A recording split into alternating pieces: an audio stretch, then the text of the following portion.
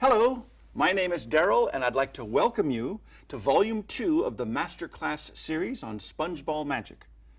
Now, because this is a Masterclass session, I'm going to assume that you have already studied our more fundamental Essentials in Magic video on Spongeball Magic. The purpose of this video is to take those of you who already have a basic knowledge of Spongeball Magic and teach you several more advanced techniques, effects, and subtleties. With that said, let's get started.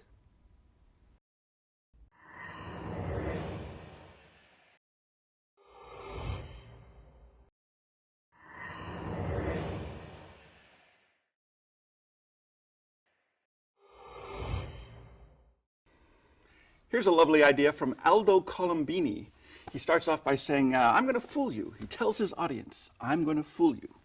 And he'll take out a card box, reach into the card box, and remove a little sponge ball. He says, see, I fooled you already. You thought I was going to do a card trick. Oh, it's just a nice little way to produce your sponge ball. I use relatively small sponge balls in this case because then you can keep them in the box longer. If you're going to do this and you prefer to use the 2-inch sponge balls, here's a hot tip. Make sure you put the ball in just before the performance. If you leave it in for too long, like even a few minutes, like 5 minutes or so, when you produce it, it looks really bad. It looks squashed out, like squashed flat. So put it in right before you're ready to do your show, and then you can even come out with this and say, are you ready? I'm going to fool you. Watch closely. And then you pull out your 2-inch sponge ball and you say, see, I fooled you already. You thought I was going to do a card trick.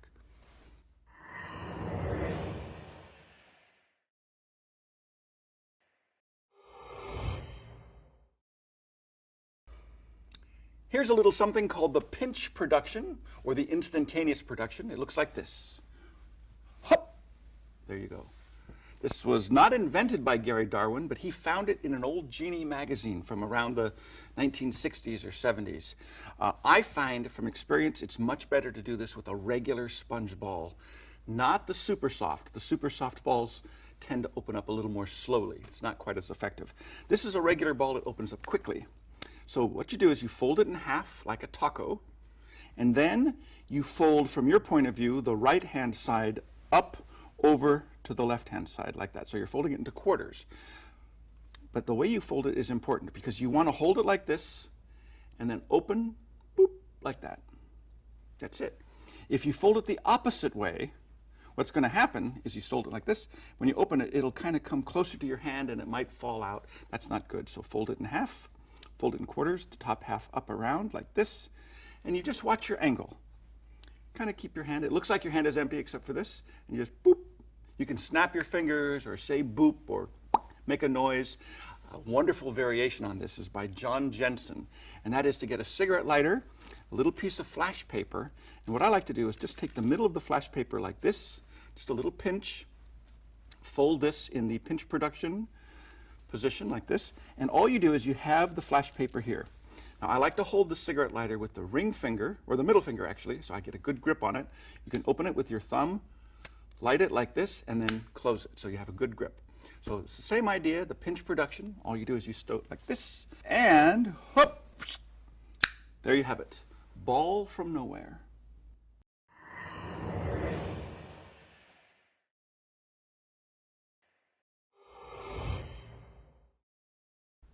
And now I'd like to talk a little bit about how to produce a sponge ball from inside of a spectator's coat. Very simple, very easy to do. You show your left hand completely empty and very cleanly and gingerly open up the spectator's coat. And all you do is you just reach inside with your right hand, boop, and you pull out a ball. Simple enough, you just hide that in your right hand in the finger palm. It's your left hand that gets the attention. You very cleanly open up the spectator's coat, and all you do with your right hand is you just reach inside and you produce the ball. Now that's a very basic thing, very easy to do, but I had to start there because there are some nice variations. Here's an idea by Flip Halema. Flip, great magician. He would start with 2 balls secretly finger palmed in his right hand. Same production, open up the spectator's coat, and as he reaches inside, he would leave one behind and pull out the second ball. So there's a second ball hidden inside the coat. The spectator has no idea. All they know is you reached inside and took out a ball. Now you can do whatever sponge ball trick you want to do, but eventually you make the ball vanish, hop, it's gone, and either the spectator can pull it out from inside their coat, or you could show your hand empty before you reach in and pull it out, because it's a duplicate. Gary Ouellette, he took this one step further. He would start with, say, for example, 4 balls hidden in the hand. Or he'd start with it in the pocket and he'd say, I need something for this, mister. I need a ball of sponge. Do you have one? In doing that, you steal all 4 balls out of your pocket. So the spectator, you open up their coat, you look inside, you leave 3 balls behind as you produce 1. So the spectator has no idea that he's got 3 sponge balls up near the shoulder. That way they're not going to fall down. Now, 1 ball's been produced. Gary Ouellette would make this ball vanish. Hop! That's ball number 1. Say, oh, I have a second ball. He'd reach into his pocket, apparently pulling out a second ball. Of course, we know, because the first ball was really here, you're producing the first ball a second time. So apparently that's ball number 2. That vanishes. In fact, I have a third ball I keep down here. This is ball number 3. So it looks like 3 balls vanish one at a time. You say, oh no, they're not in my pocket, not down here. I'll bet they went back where they came from. And the spectator reaches into his coat. Or actually, you could do this yourself. Show your hands empty. Very cleanly reach in and pull out ball number 1, ball number 2, and finally ball number 3. That's a pretty nice idea. You could do this many different ways. In fact, let me show you just one last variation of this idea. And this might be the best one of all. Instead of using 3 identical looking sponge balls, let's say, for example, you have a few different types of sponge things. In this case, I have 2 hot dogs, 2 blue balls, and 2 yellow stars. Now the hot dogs, they actually come in a long string of hot dogs, and I just cut between the thread and retied it a little bit just to get individual hot dogs. So for this trick, I'm going to produce a ball from the pocket, secretly load an extra ball, a yellow star and a red hot dog. This hot dog goes in this pocket, the yellow star goes down in the trousers pocket. So it's basically the same idea as before, but with 3 completely different types of sponges. It's a little bit more effective. So you start like this, your hand is empty, you reach into the spectator's coat, you leave everything behind except for 1 blue ball. So you've got a duplicate blue ball, a yellow star, and a red hot dog loaded into the spectator's coat. Now here's a nice thing, because you're not producing the same ball each time, you actually vanish the first ball, it's gone. You unload the first ball as you reach into your pocket for the second object, in this case, the red hot dog. So they see a second object, you vanish that as well, and then you unload that as you reach into your trousers pocket to pull out the third object, in this case, the yellow star. And now you say, so there's 3 things, they all vanish. They don't go to my pockets. Nope, they're not here, they're not here. In fact, I think they went back to your coat. Your hand is empty, you reach into the spectator's coat and you pull out, sure enough, the hot dog, the blue ball, the yellow star, and you walk away clean.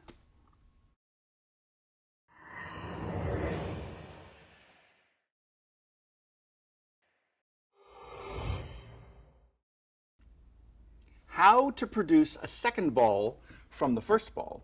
This is a great idea. Patrick Page mentioned that this was invented by a magician, Poi Young Chong. Sounds Chinese? No.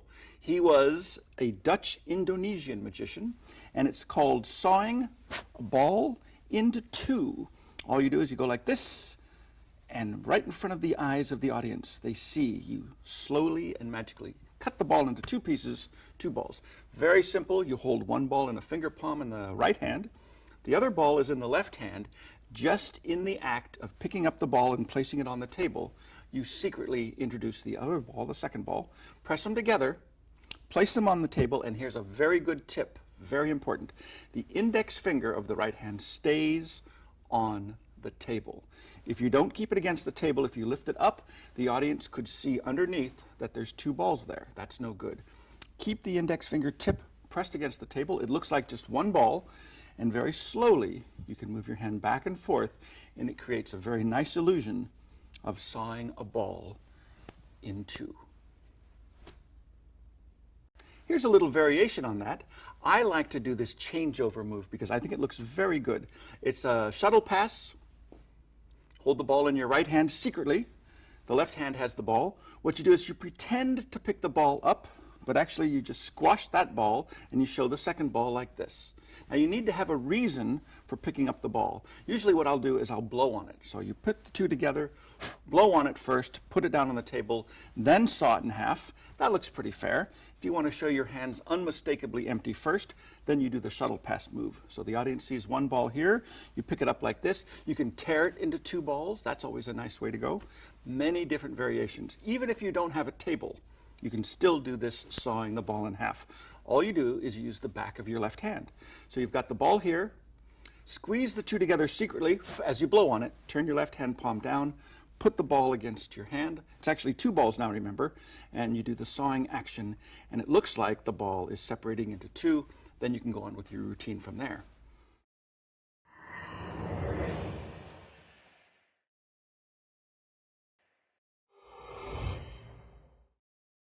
So for the Peter Samuelson technique, he does a changeover, but it's a completely different method. You hide the extra ball in your left hand in the finger palm. The right hand shows this ball, which has been examined by someone in the audience. And what you do is you say it's solid, meaning it doesn't come apart. You can pull on it. So you pull on it, and in the book it says something about baby cheeks. You pull on it, you clip it secretly with the ring finger and the middle finger at the bottom, and secretly you pull that into your right hand as your left hand turns palm up and your right index finger extends, and in slow motion it looks like this. You grab this, pull it into your hand, left hand opens, your right hand pushes down on that.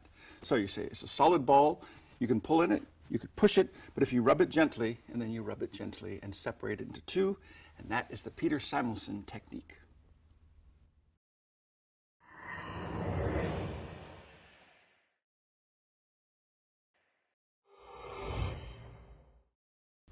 Here's a little something called the repeat ball production.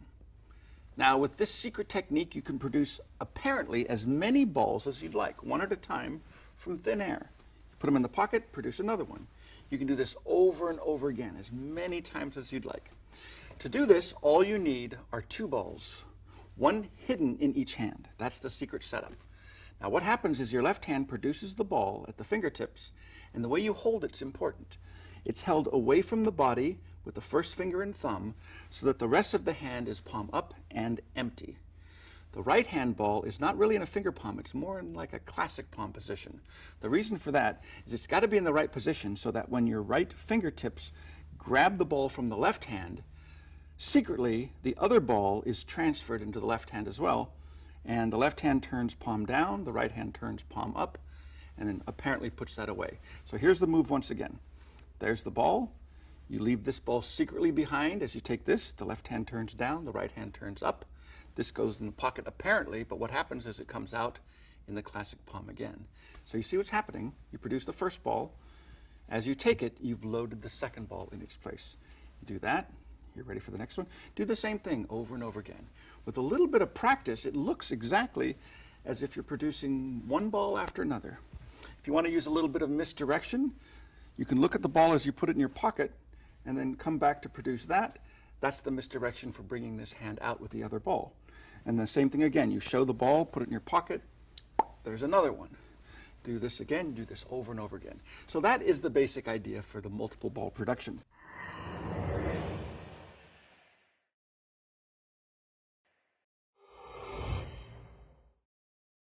This is a variation of the G.W. Hunter move, multiplying cigars.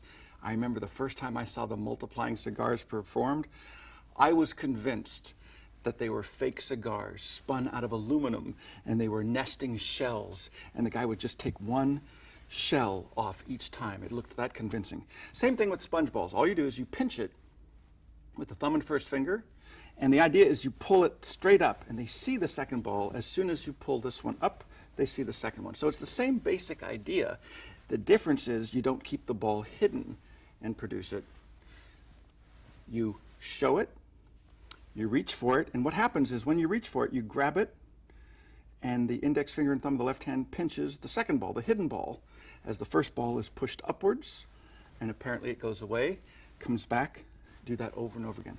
So it should look like you're just pulling one ball up and the second ball is there. You could use the same misdirection as if you don't notice it, and then notice it a little bit later as the hand comes out of the pocket like this. And that is the perpetual ball production. Same idea, perpetual ball production. One thing is, if you feel uncomfortable using the classic palm, and I'm the first to admit, it's a little difficult to classic palm a sponge ball because it's so soft, the hand might look a little cramped or a little awkward. You could also use the thumb palm. Okay, so same method exactly. It's thumb palmed. You just pick it up, do this, lift up, put that in your pocket. Here's a tip. Do not thumb palm the ball on your way to the pocket. That's a big mistake. Wait until you actually take the ball, place it into the pocket, now thumb palm it in the pocket. Okay, then the hand comes out, you do the same thing again, go like this. So I'm doing the same move as before. The only difference is I'm using the thumb palm. Okay, so that is the perpetual ball production with or without the thumb palm.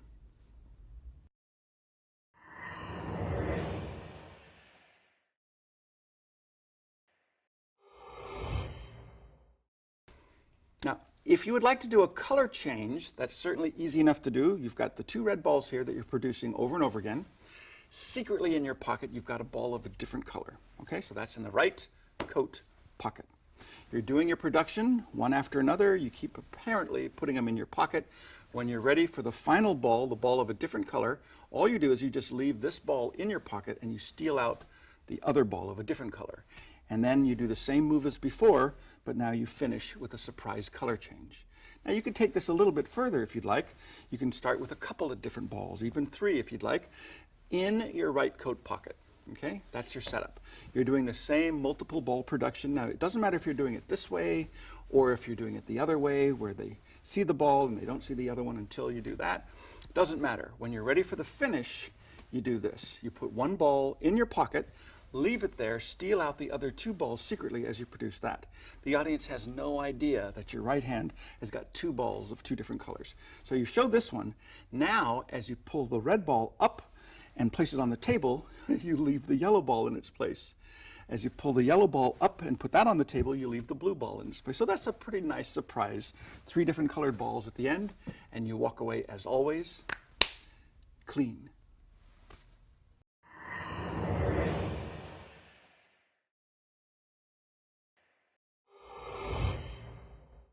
So let's talk a bit now about false transfers, vanishes, passes, whatever you want to call them. The idea is very simple. You pretend to take a ball, put it from one hand to the other, and then it's gone from apparently the receiving hand. Here's a simple one. I usually use this with smaller sized balls. For example, the 1-inch ball. It's called the finger palm roll. All you do is you hold the ball like this. You let it roll in your hand and finger palm it at the last minute. Normally it's done with a solid ball, like a marble or something like that. Something heavier, like cups and balls. It works out great. But you could do the same thing exactly with a sponge ball. It just rolls a little slower, that's all. So it rolls like this into the finger palm position. Your left hand closes as if it received the ball, but from this angle it actually looks pretty convincing. They see the ball roll and like that, and it's gone. Okay, so that's the finger palm roll. Here's another one that you could do. It's called the toss vanish. And all you really do is just toss the ball back and forth and you make it disappear. It's a fake scam. You just don't toss it. You toss it once or twice just to get the audience used to the action. And then when you're ready for the fake move, you just don't toss it. You just pretend to toss it, but you hold it with your thumb. So it looks like this, it looks like this. Hold it with your thumb, close the left hand as if it received the ball, and apparently it's gone. Now, you don't have to use a smaller sized ball for this. You can just as easily do it with a bigger ball. Just keep it moving like this. Boom, it's gone. Very simple. Pretend to take it, don't take it. There's another vanish called the thimble vanish, and this comes from here. The old thimble move. Remember this move? The vanishing thimble. What happens is you have the thimble on your index finger. You pretend to put it in your left hand. You don't put it in here. Your thumb is moved over to this side. It goes in here while the hand is inside there. You curl the index finger inwards. You thumb palm the thimble, then extend your finger again. And when you pull your hand out, of course, there's not on there. It's gone. Same basic idea, but you use a sponge ball. You start with the ball here at the top of the left fist, and I like to pinch it a little bit so that it won't roll out. If you just put it there and there's air conditioning, you know, it's very easy for that to fall off. So I get in the habit of pinching it just a little bit so it stays in place. Index finger pushes it in like this, boop, and apparently it just vanishes from the hand. Same idea as the thimble. You start like this, you push it in. What happens is the index finger pushes it into the left fist. It curls inward and thumb palms the ball and then extends so that when the hand comes out, the index finger is there. Apparently the ball's there, but it's gone. So at regular speed, once again, you show this, put it in, and it's gone. That's the thimble vanish.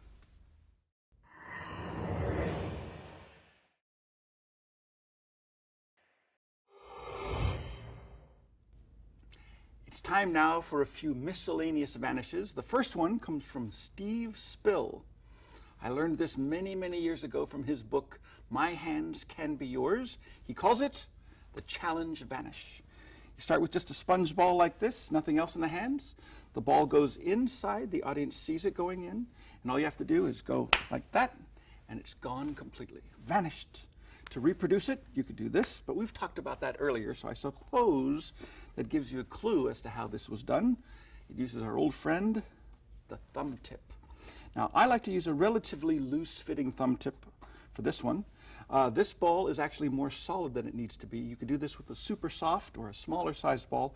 This is a full 2-inch ball, and it's a regular ball, and it still works. So you start with the thumb tip on the same hand, the right hand that's holding the ball. I always try to get into the habit of looking at the opposite hand that does not have the thumb tip. So if ever you see me perform and I'm busy looking at one hand, chances are if I'm using a thumb tip, it's on the other hand. So you do this, you put the ball in the left hand. Here's the secret move. As the right hand picks up the ball from the left hand to display it one last time, you secretly transfer the thumb tip into the finger palm of the left hand, just like that. So that's really, it's not a move, it's not a heavy technique. You just show the ball, and as you take it, you secretly transfer the thumb tip. So all the attention is here. You put it into the top of the fist, which means it's actually going into the thumb tip, and you push it in about 3/4 of the way, 2/3 maybe, and when it's almost in all the way, you push it in with your thumb, and you steal your hand out. That takes the thumb tip out like this, and you wiggle the fingers, keep the hand moving, and it looks like the ball's vanished completely.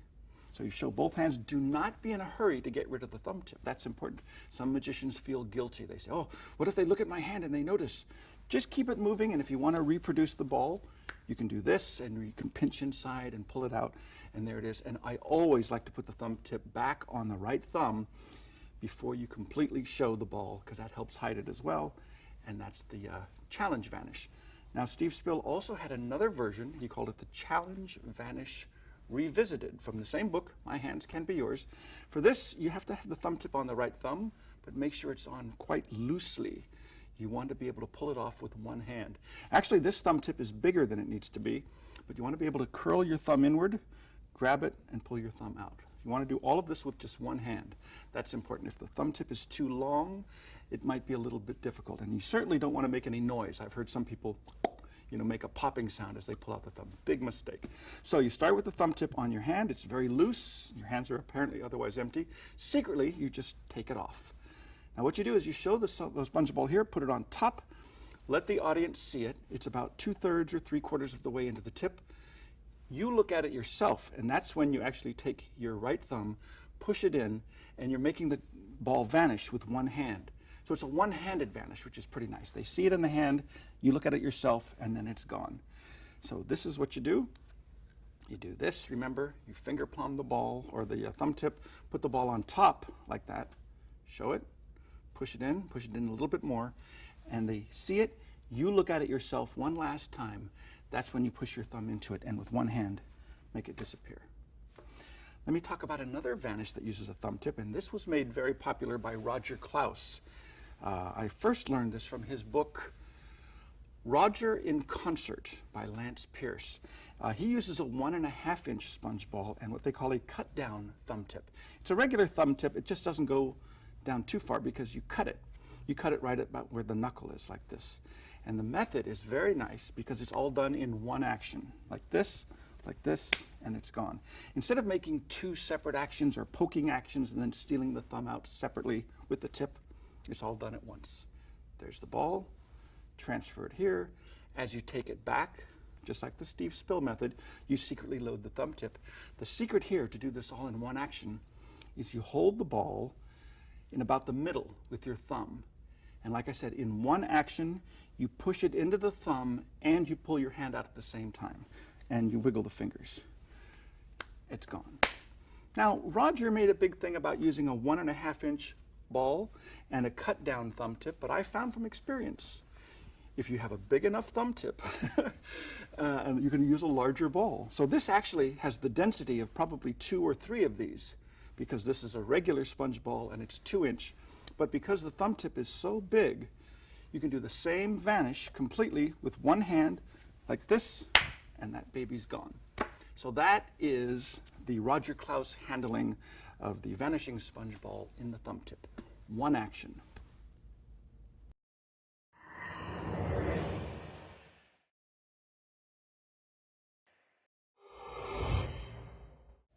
Now it's time to talk about retention vanishes. Retention vanishes are the best. The first one comes from Gary Darwin from Las Vegas. Great idea, very simple, very direct. You just show the ball like this, place it in your other hand, and it's gone. Here's what you do. You hold the ball with the thumb and first finger like this. Do not pinch it. I'm tempted to pinch it because I'm thinking of other methods where you have to pinch the ball. In this particular handling, you show the ball here, place it into your other hand right on the palm like that. That means the other 3 fingers go underneath the hand. What happens is the left fingers close. After the left fingers close, then you pinch it like this. You turn your hand this way, you bring your right hand out, and the fingers will mask the fact that you've taken the ball out. So it should look like it goes there, and it's gone. Then you finger palm the ball as the hand moves to the table. So it looks like this, and like that. That's basically what you do. One more retention vanish, and this is my personal favorite out of all of them. This is used in the Benson bowl routine, and it needs a magic wand. You have to have a magic wand or something under your left arm. And here's another little tip: point it downwards. If you have it pointing upwards, it's inconvenient, to say the least. Point it downwards. Here's the move. They see the ball go in the hand, you tap it, it's gone. I love this move.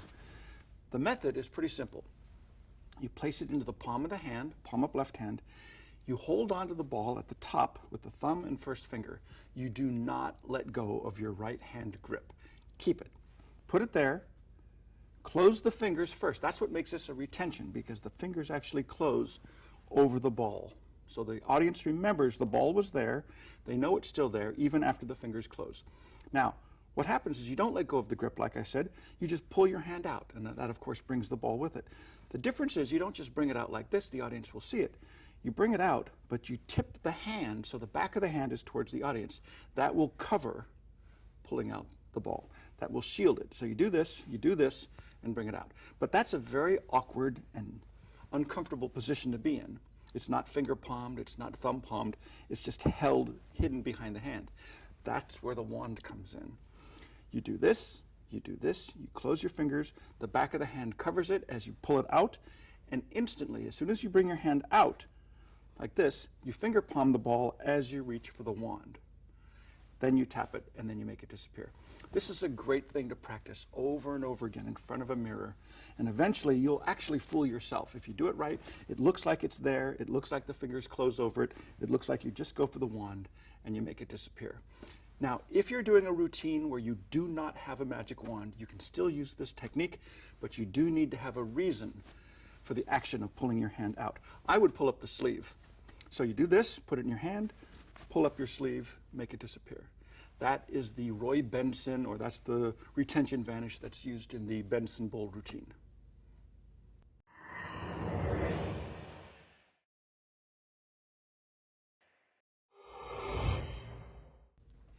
This is called Rabbit's Habits. I believe I learned this from Routine Manipulation by Louis Ganson. Very simple. Nothing in the hands, nothing up the sleeves. That's Mama Rabbit, and that is Papa Rabbit. Mama and Papa together. Now, the funny thing is about Mama and Papa is that heat has a very strange influence on bunny rabbits. I don't know if you knew this, but if I take this, give it a little bit of this, a strange thing happens. I still have Mama, I still have Papa, but now we've got little baby bunnies as well. Rabbits' habits. This is a very easy way to produce baby bunnies. You don't have to steal it out of your pocket. You use the old matchbox dodge. So what happens is your preparation is you open up the matches. Actually, I open it the other way so that the heads of the matches are hidden under the box. You take 4 or 5 or however many baby bunnies you can fit into this compartment here. See? That's why it's got to be half open. Okay, that's it. That's where you do. So Mama and Papa are there. Your hands are empty. Very cleanly, make sure the audience knows for a fact you're only putting 2 bunny rabbits inside. Mama and Papa. Close your hand. Your right hand picks up the matches like this. Put the book in your hand or the box like that. As you take one out, here's the load. You just close the drawer and that loads the bunny rabbits inside. So now all you have to do is light this, put this down and do a little that. You see that has a very strange influence. You could actually just open up your hand and show the whole thing like this, but I actually sometimes prefer to take out Mama and Papa first, then for the surprise, you show the baby bunnies.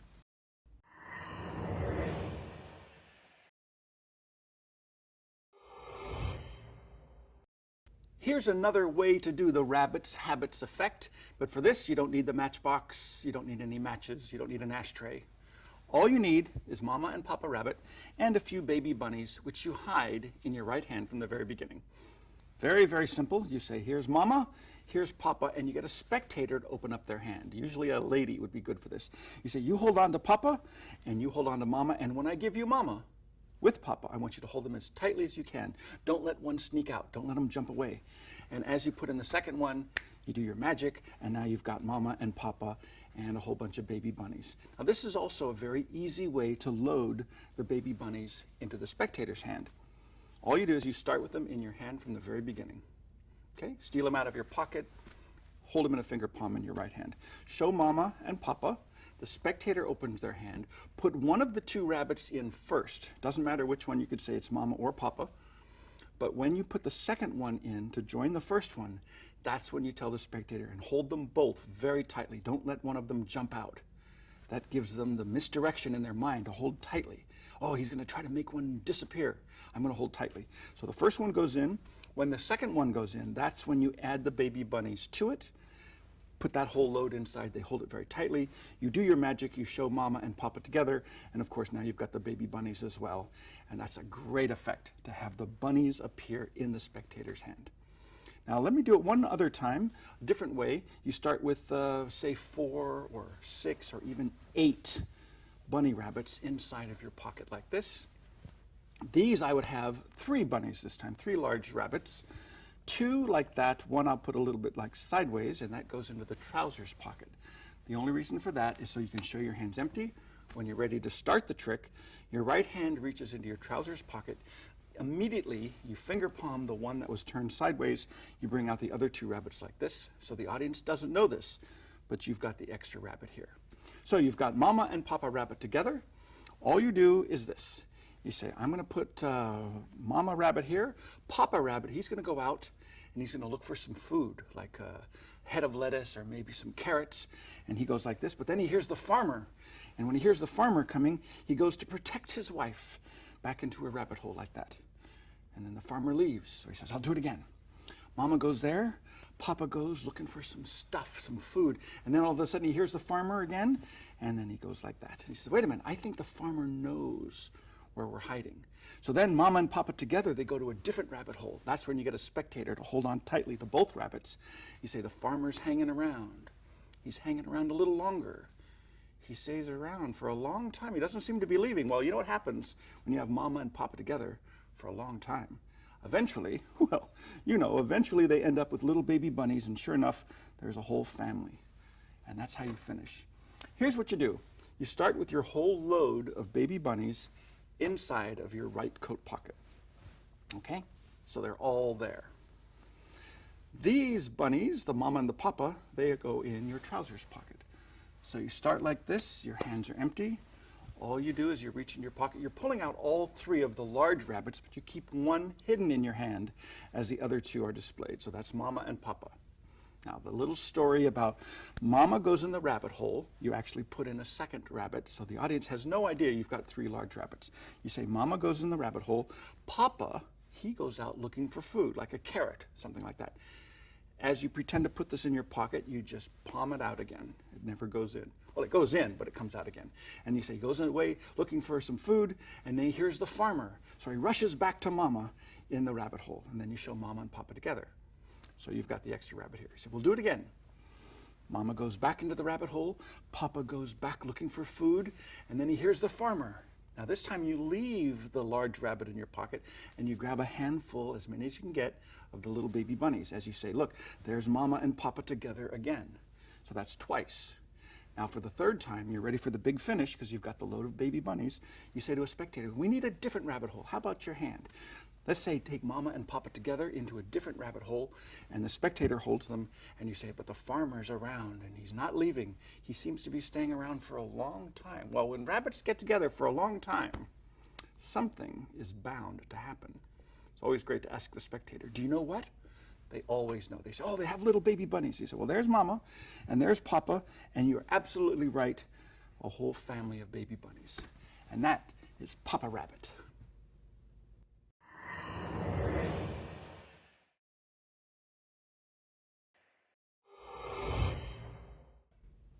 There are so many different things you can do with sponges. You can even make them change colors. Watch closely, a little red ball, you just put it in your hand, blow on it, and as if by magic, it changes to blue. Now that's pretty simple. The secret, of course, is a false transfer. Any method of the false transfer will work. If you just pretend to put it in your other hand and you close your hand as if it's there, but it's not, you just didn't let go of it, you keep it in the first hand, that's perfectly good. The setup would be to hide a ball of a different color in your left hand in this case, because that's the receiving hand on the false transfer. You show this ball, just pretend to put it in your other hand, and you don't. So when you blow on it and you do your magic, it looks like it changes color. That's a pretty simple way to do it. Here's another version, same idea, false transfer, but it's the thimble vanish. The thimble vanish works particularly well with this because this is hidden in the hand. You show this ball and you place it on top of the fist.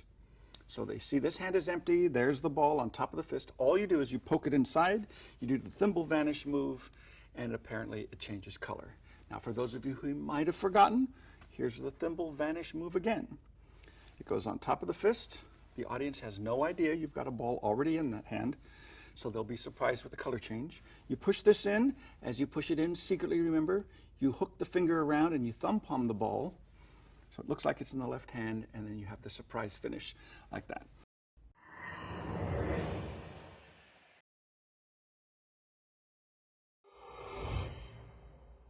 You don't need a fancy gimmick like a dye tube or a thumb tip to do a color changing ball effect. Here's a perfectly easy method. Just put it in your hand, blow on it, and it changes color. Now it's not exactly a Bobo coin switch because sponge balls are very lightweight.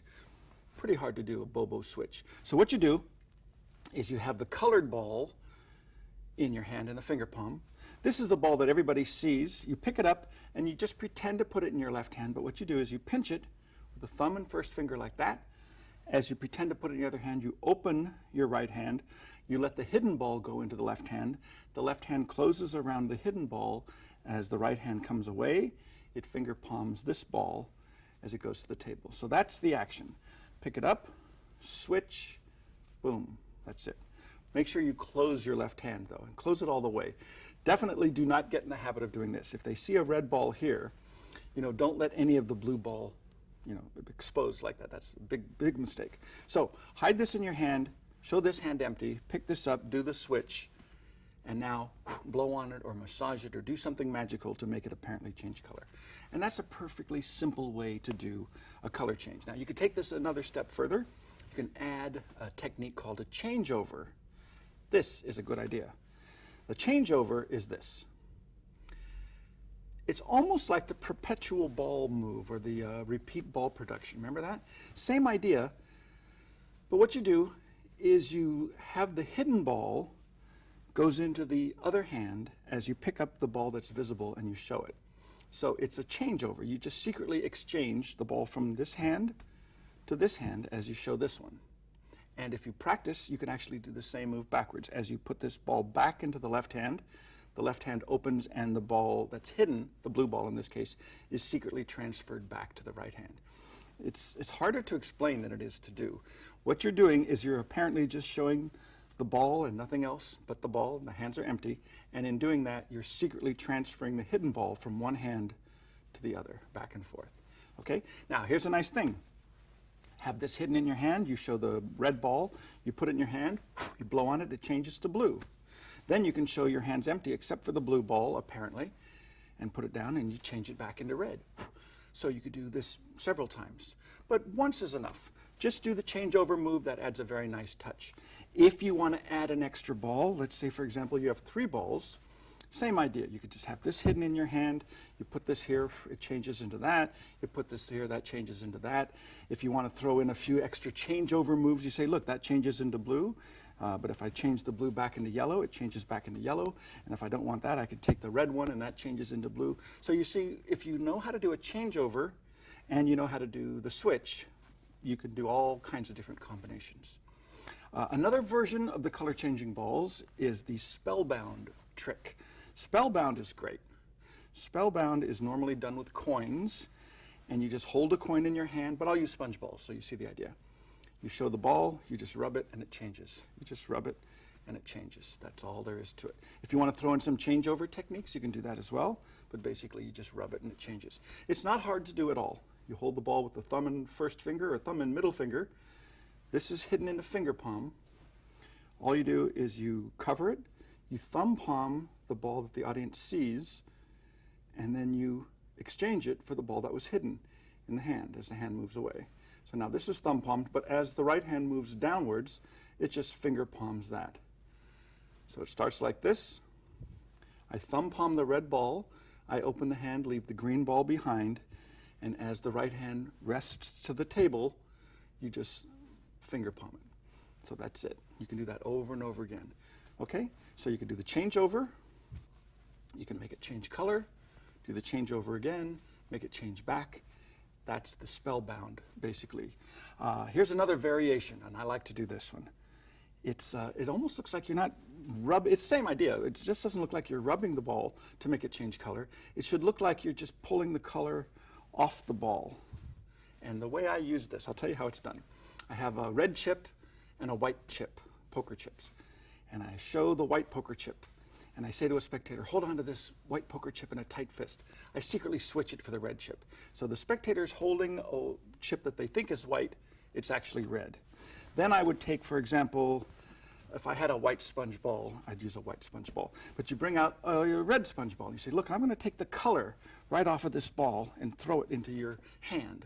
So now you've removed the red off of the sponge ball, and when the spectator opens up their hand, they've got a red poker chip. So the effect, of course, is that the color vanishes from the sponge and it lands onto the poker chip that's inside the spectator's hand. So that's a way of just using this thing where apparently you just pull the color off and throw it across. Same idea as the regular spellbound, but instead of just bringing the hand across like this, it's more of a throw like that. It's okay? A couple of variations to play with.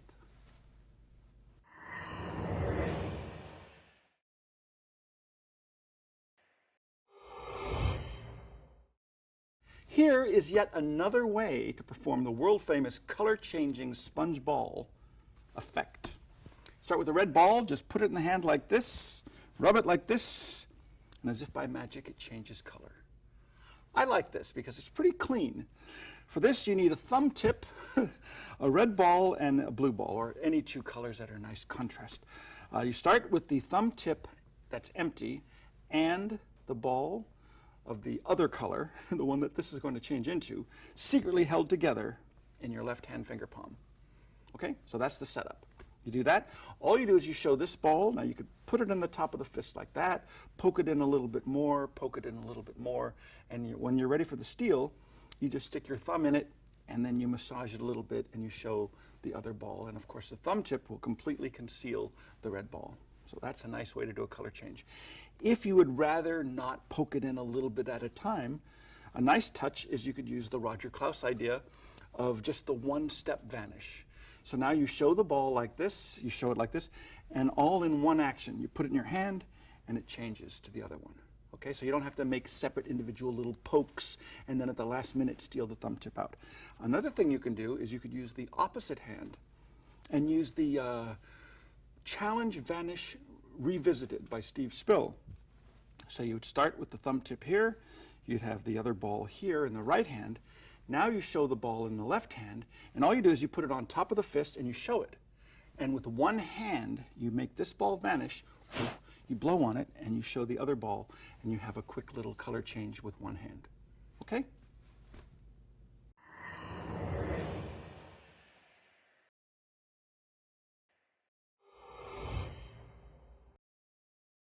This is called the squeaking ball, and I love it. Very simple mystery. You just have a little sponge ball. It squeaks like that. Of course, when the spectator tries it, it doesn't squeak. Now, there are different ways to do this. No matter what method you use, you need some kind of a squeaker. These are great. Some people call these mouse whoopee cushions. I don't. But what it is, it's a little squeaker. You squeak it, you hide it in your hand. Anything you touch, you can make it squeak. So in this case, you hide it like this in a finger palm so that the open end is pointing towards the palm. The index finger, as soon as you start to push down, you squeak. That's all you do. It just takes a little bit of practice, a little bit of timing. Of course, you don't want to squeak it too soon, and of course you don't want to squeak it too late. That's very bad. With practice, in fact, I would suggest when you're pushing down, when it's about a quarter of the way down, that's when you do the squeak. So it's like this. Now, you let the spectator try it, and of course it doesn't work. Lots of different things you can do with this. Just by having the squeaker in your hand, you can have, say, for example, two balls. This is hidden here. You say, here's a strange thing. They look exactly the same. This one squeaks. This one does not. And by magic, you take the squeak out of one ball, throw it into the other ball. So now this one doesn't squeak, and this one does. So it's a transposition of sound. If you want to have some real fun, maybe do it with three balls. You could do like the three-ball Monty, where one squeaks, the other two do not. You mix them up, no matter which one the spectator picks. That one doesn't squeak, that one doesn't squeak. Whatever ball you want to squeak, it squeaks. You could even take one ball that does not squeak, put it off to the side, show one of these will squeak, mix these up, have them pick either one, neither one squeaks, and for the super Socko surprise finish, it squeaks over there. Now here's another thing you can do that's kind of fun. A lot of magicians don't know this, but the squeaking gimmick, you can actually pull it apart. You can take the sound-making gimmick out, and now you have a squeaker that doesn't make any sound. Now this is pretty funny, because what you can do is you can hide this in your hand, you can put this piece in your mouth, and do that. So now you can have a lot of fun. Do this. They all squeak, neither one squeaks, and eventually you can give away the secret. Say, well, you need one of these. And of course you give that to the spectator, they try it, and of course that doesn't work either. I don't suppose you should tell them you actually have a squeaking gimmick in your mouth. Dan Garrett is a master of the Swiss bird warbler. It's another type of gimmick that could be used to make a squeaking sound. In fact, he wrote an entire book. It's called Squeak Easy. If you want to learn some very, very fun routines using a squeaker or a Swiss bird warbler, definitely check out Squeak Easy by Dan Garrett.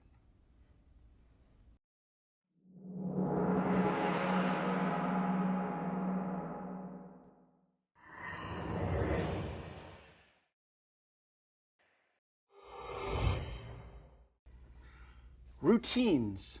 Boy, I love sponge ball routines. There's so many different things you can do with sponge balls. It's nice to put them together in an organized fashion. This first routine is called Spongy. It's by Ray Grismer. It's a great one. Very simple, very easy, very direct. You start with the empty hand. Oh, watch closely. You make a little load like this, and there's a ball. That's it, thank you. No, that's just the beginning. It's a magic ball. If I blow on it, it vanishes from the fist and it jumps into the pocket. Isn't that amazing? Or on the other hand, you could take it and put it in the pocket and then have it jump back to the hand. You can do that again. Look, there's the ball. It goes from the pocket to the hand. You can do this over and over again, as many times as you'd like, until eventually you're done and it's gone. Well, it didn't vanish completely. It just landed in the pocket. Now here's a fun thing. It's a solid ball of sponge. All you have to do is either tear it in half or saw it in half. Eventually you have two balls. like this. Watch closely. This one goes in this hand, this one goes in this hand. You blow here, you catch there, it vanishes over to here. Quick and easy. For the big finish, and I agree with Ray Grismer on this point, the magician holds one ball, the spectator holds the other ball. You make the ball vanish from the magician's hand, it flies through the air invisibly and it lands inside of the spectator's hand. And that is a great way to finish a quick sponge ball routine. Now, Ray Grismer finished his routine with the ball vanishing from the magician's hand and having it appear in the spectator's hand. I agree. That's how I finished my sponge ball routine as well. I believe that once you make a ball vanish from your hand and it lands into the spectator's hand, that's so strong, it's hard to beat, it's hard to do better than that. So that's a good way to finish the routine. Here's how you start. One ball in the pocket, one ball in a thumb palm. That's it. If you want to start even cleaner than that, you can have both balls in your pocket and you say, I need something for this, and you could just steal it out of your pocket into a thumb palm. The first production is by Milton Court. All you do, clap your hands together. Remember, thumb palm is such a secure grip, it's not going to go anywhere. So you do this.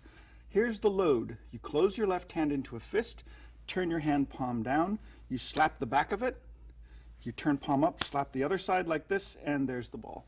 It's not a difficult move. You slap the back.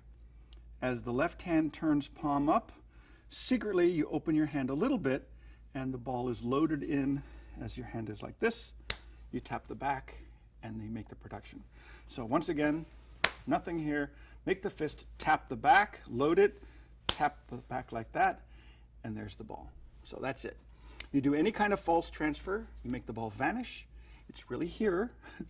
So when it vanishes from there, you say it lands in the pocket. All you do is you reach in your pocket and you squeeze both balls together as one. So it's both balls, but they're just squeezed together. Then you say it can also go from the pocket. When you put the two balls as one in your left hand, you take one out, so they think that's the only one. It goes in the pocket, you produce it again from here. Now you're doing this multiple production sequence where you do this goes in the pocket, it comes back. Do this as many times as you'd like. You can usually tell by the reaction from the audience when it's probably a good time to stop. When you're ready to stop, you actually leave this ball behind. Your hand comes out empty. And then you really take this one, put it there, and apparently you're going to produce another one, but there's nothing there. It looks like they vanish. Now you say, oh, they actually land in the pocket. You bring out either both balls together, or I usually bring out just one ball and hide the other one. If you don't want to do that, you can bring them both out together and saw it in half, if you'd like to do it that way. Or you can bring out one ball like this and do the changeover. See, that's the nice thing about sponges. Once you learn a lot of different techniques, you can sort of mix and match them, create your own routine. But for this, at this point in the routine, after you make the balls vanish, you say they land in the pocket. And you bring out this. Now, Ray Grismer, I think, would actually do the sawing in half like this and show two. Then he would do the 1 through 10 count. This is the old Martin Gardner passe sponges. 1, 2, 3, 4, 5, 6, 7, 8, 9, 10. For those of you who did not look at the essentials on sponge balls, this is how that's done. Remember, it's the back of the hands or the back of the fingers that cover this ball so that when you close your left hand, that exposes the ball. That's the misdirection. The right hand pretends to put the ball in the left hand. You just thumb palm it from here to here. As the left hand closes, it exposes that ball. That's the misdirection. You need to bring this hand out, pick up this one. So there's two together there, and that one's gone. So that's the 1 through 10 count, or the passe sponges. Ray Grismer would do this once in his own hand, make the ball vanish, and land in his other hand. Then for the big finish, he'd say, look, I'll do it again, but this time I'll hold it very, very tightly. I'll turn my hand palm down. That was a false transfer. You do the same thing. Hold this ball tightly, turn your hand palm down, and you make the ball vanish from your hand. It flies through the air invisibly, and it lands inside of the spectator's tightly clenched fist. That's a good way to finish a quick and easy sponge ball routine. Ray Grismer, it's called Spongy.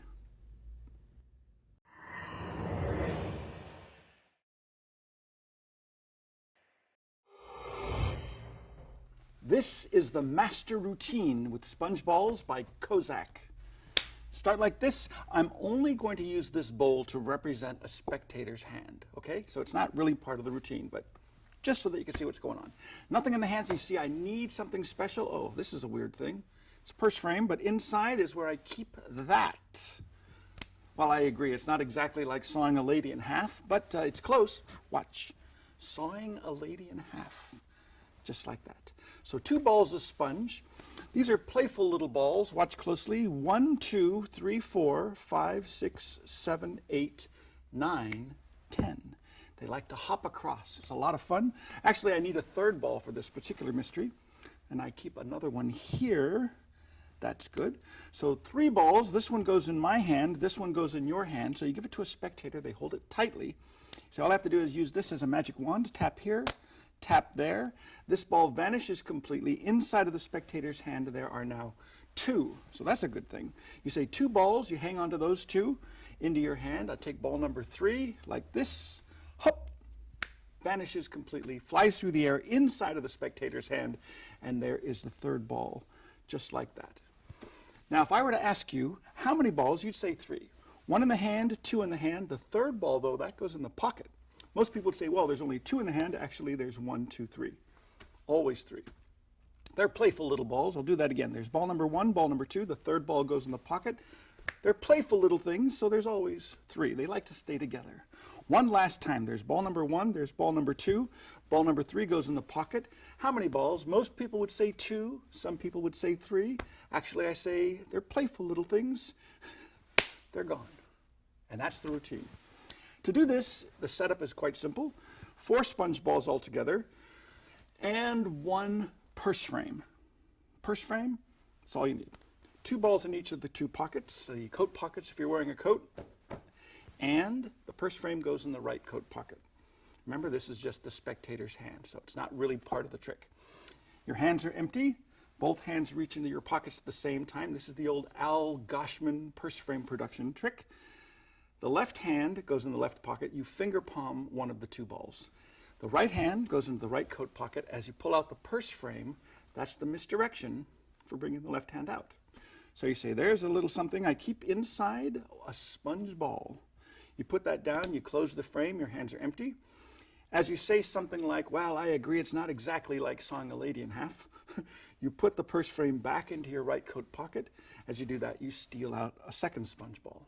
Now you're ready for the old sawing a lady in half. You can blow on it. You can do it on the back of your hand, like I said, if there's no table, but you saw it into 2 pieces. Now you're ready for the 1 to 10 count, or the Martin Gardner passe sponge.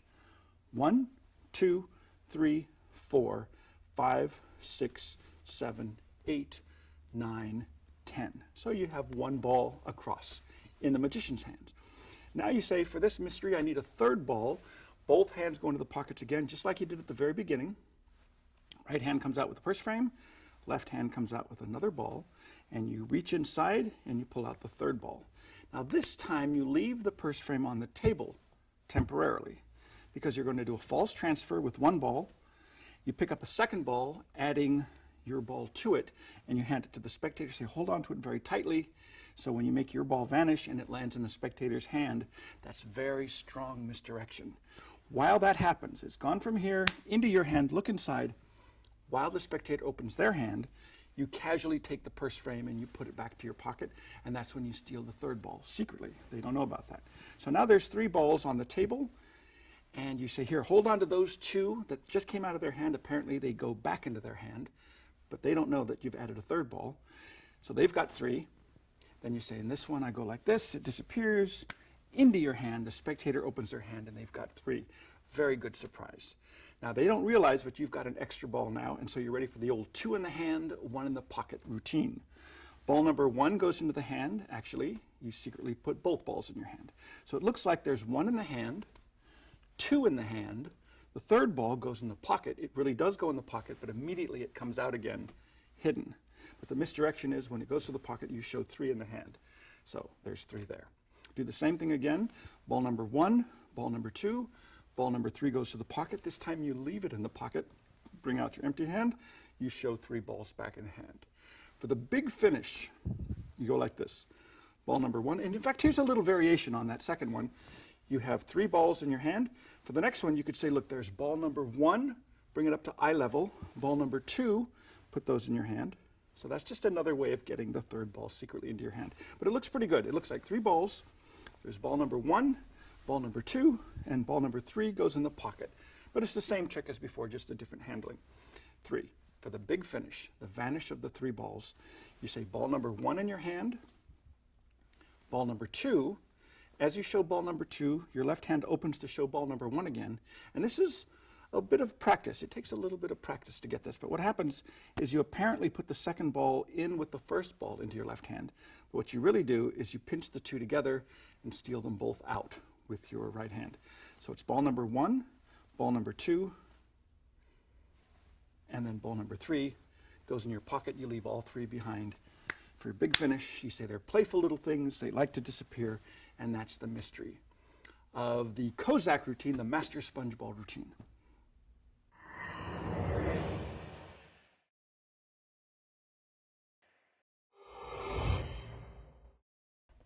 This routine is called They're Like Rabbits. I learned this from John Jensen's book. I think it was called Professional Sponge Ball Magic. It's great. He says, these are smurfs. One is a male, one is a female. You, sir, which do you think is the male? Of course, they pick out either one, and you look at it very closely from underneath, and you say, you are correct, sir. So anyway, you have the male and the female. You say, I'll hold this one here, this one here. No, it's the other way around. This one goes here. You hold on to this one in a tight fist. What the spectator doesn't know is you make this one disappear, they open up their hand, and boom, they've got 2. Now that's a pretty good trick, but that's just the beginning. You say to somebody else, you hold both the male and the female, hold them very tightly, give it to a nice lady. She opens up her hand, and you say, you know, they're like rabbits. They make little baby balls, little baby smurfs. And you say, quick, does anybody know what to feed baby smurfs? So that's what you do. You have a bunch of little balls, 1-inch balls, a couple of 2-inch balls, as many as you can fit in, 5 or 6, 7, it doesn't matter. Just put them in your right coat pocket. You start off with these 2 and you say, these are like rabbits. They're smurfs. That is a good little bit. You say, one is a male, one's a female. Which one do you think is the male? Doesn't matter which one they point to. Just for fun, you can look underneath and you are correct. It's always good for a laugh. Then you do a false transfer. You say, I'll hold one, you hold the other. Give this to the spectator to hold in a tight fist. And you've got the old vanish from your hand, and it lands in the spectator's hand. That's the misdirection. Apparently, the end of the trick, you just kind of step back a little bit, casually put your hands in your pockets, and you steal out the load of little balls. Then you could say something like, oh, well, they're in love, they're inseparable, they just like to be together. And you say, okay, I'll tell you what, I'm going to hold you the male and the female together, give it to a second spectator, not the first spectator again, because they might feel the difference between just the 2 balls and the 2 balls and a bunch of smaller 1-inch balls. So you give it to another spectator. You say, wait a minute, did I give you both together? Big mistake. Do you have any idea what happens when you have 2 smurfs together? They're like rabbits. And the spectator opens their hand and they see the whole family of smurfs, and as a little gag you say, by the way, does anybody know what to feed baby smurfs? So that's the smurfs routine. Good, clean fun.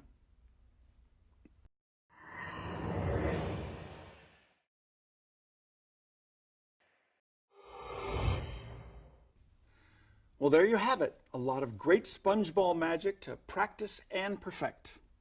If you like what you've learned, remember, we have additional masterclass titles on this subject as well. Now, you have just learned several of our most valuable secrets, but remember, this is just the first step. The rest is up to you.